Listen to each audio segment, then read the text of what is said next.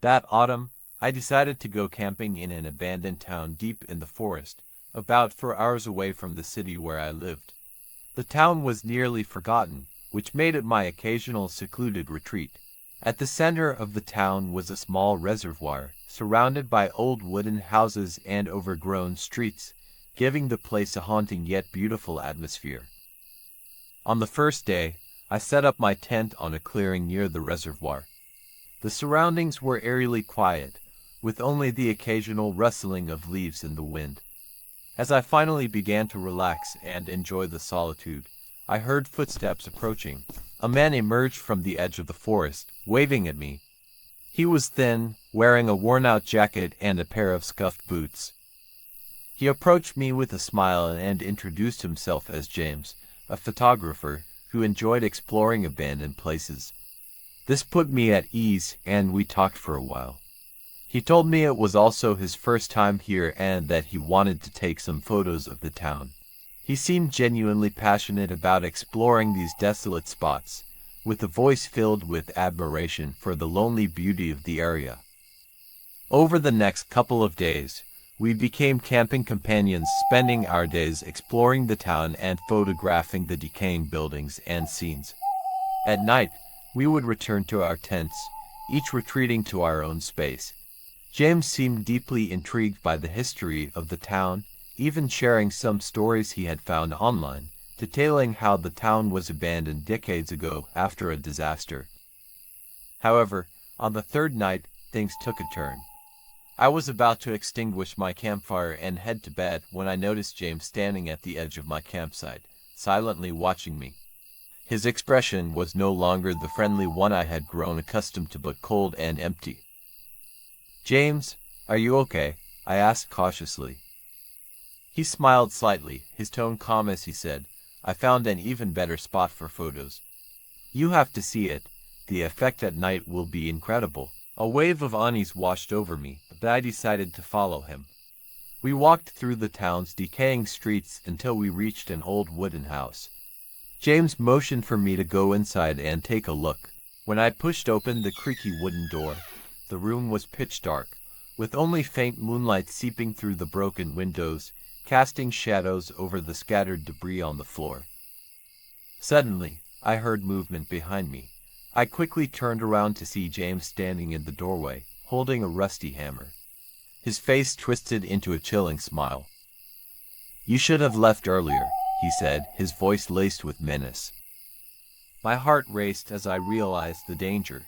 Acting on instinct, I lunged towards a broken window nearby, forcing myself through and stumbling out into the darkness of the forest. Behind me, I could hear James's footsteps chasing after me.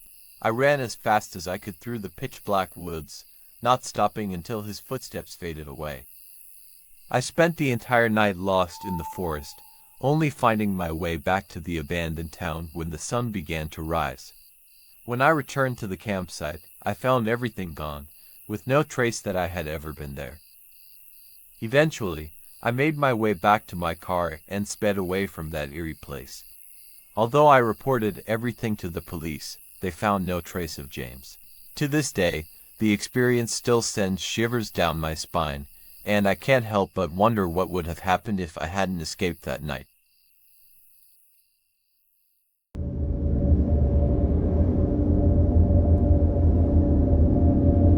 I've always had a passion for outdoor adventures, especially those secluded spots where few people ever venture. 2 years ago, I spent some savings on an old RV.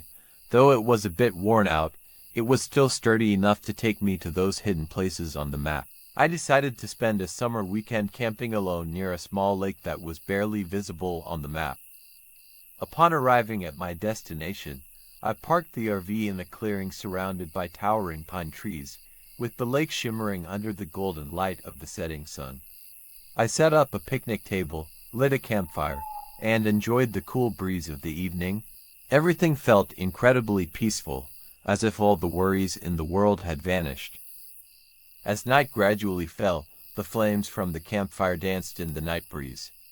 I sat by the fire, holding a cup of hot coffee, gazing at the stars with a sense of contentment.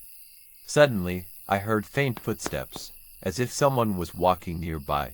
I looked around but saw only the darkness beyond the firelight and the swaying shadows of the trees.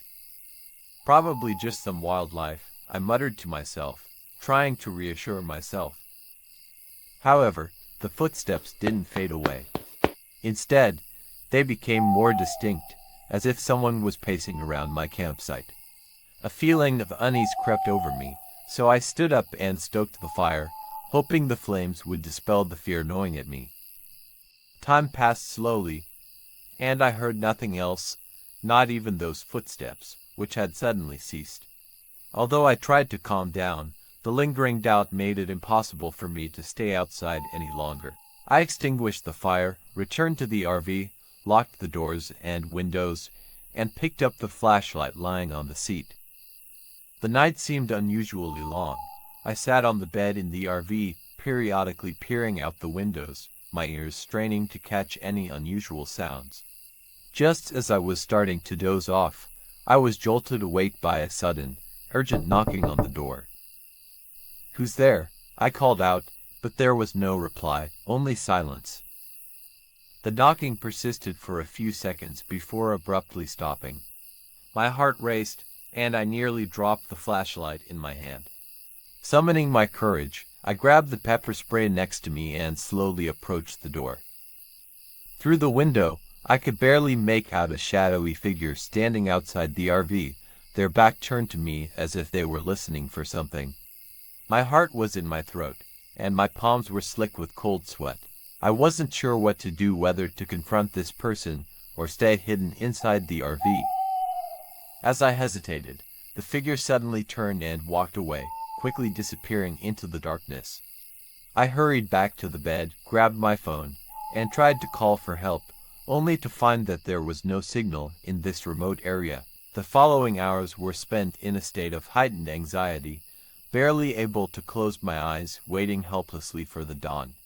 Finally, the sky in the east began to lighten, and I quickly decided to pack up everything and leave as soon as possible.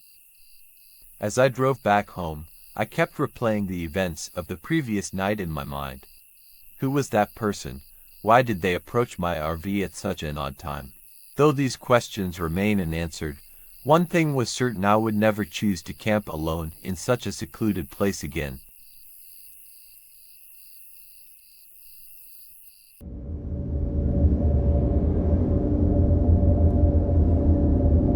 The story takes place on an autumn weekend when I decided to go camping with an old friend. I'll call him Martin. We hadn't seen each other in years, so this camping trip was something we were both excited about. Martin was a seasoned camper, having spent much of his childhood in the mountains, while I was more of a novice. This trip was a chance for me to learn some outdoor survival skills from him. We chose a forested area not far from the city. It was less than a 2-hour drive away. We arrived in the afternoon, followed a faint trail deep into the woods, and after about an hour of walking, we found a small clearing near a stream and decided to set up camp there. The next 2 days were peaceful and enjoyable. We built a campfire, grilled meat, drank beer, and chatted. During the day, we hiked along the stream, and at night, we sat by the fire, listening to the distant mountain breeze, savoring the tranquility of the night. On the third night, Martin suggested we explore an old cabin nearby. The cabin was said to be decades old and was located on a small hill not far from our campsite. At first, I was hesitant, but he insisted, and I eventually agreed to go with him. We grabbed our flashlights and headed toward the cabin. The cabin was in a state of disrepair, almost on the verge of collapsing, with spider webs and dust everywhere inside. We looked around and found some old furniture and clutter, but nothing particularly unusual. Just as we were about to leave, we heard faint footsteps outside the cabin. Martin and I exchanged a glance, and a sense of unease immediately washed over us. We held our breath, staring intently at the cabin door, but saw nothing. Minutes passed, and the surroundings fell silent once more. As we were preparing to leave, a low, distant voice suddenly called out, as if someone was calling a name. The voice was very faint but carried an inexplicable sense of pressure that sent chills down my spine. Martin immediately gestured for me to stay quiet. He cautiously approached the door, trying to peek through the crack to see what was happening outside. Suddenly, there was a heavy thud outside the door, as if something had crashed hard onto the ground. Martin quickly backed away and pulled me towards the rear window, urging us to jump out. We ran frantically back towards our campsite, not daring to look back. We sprinted all the way back, our hearts pounding in our chests. I asked Martin what had happened, but he just shook his head without saying a word. We quickly packed up our tent and decided to leave the forest immediately, despite it being the middle of the night. As we left, I glanced back at the dark woods, feeling as though something in the shadows was watching us. But no matter how much I questioned him, Martin remained silent, his face showing a tension and fear I had never seen before. After returning to the city, I couldn't shake the memory of that night. Martin became withdrawn and never mentioned camping again. I knew something terrifying had happened that night, but with Martin unwilling to talk, I had no way of knowing the truth. Whatever the case, we never returned to that forest, and that cabin remained a haunting memory, buried deep in our minds.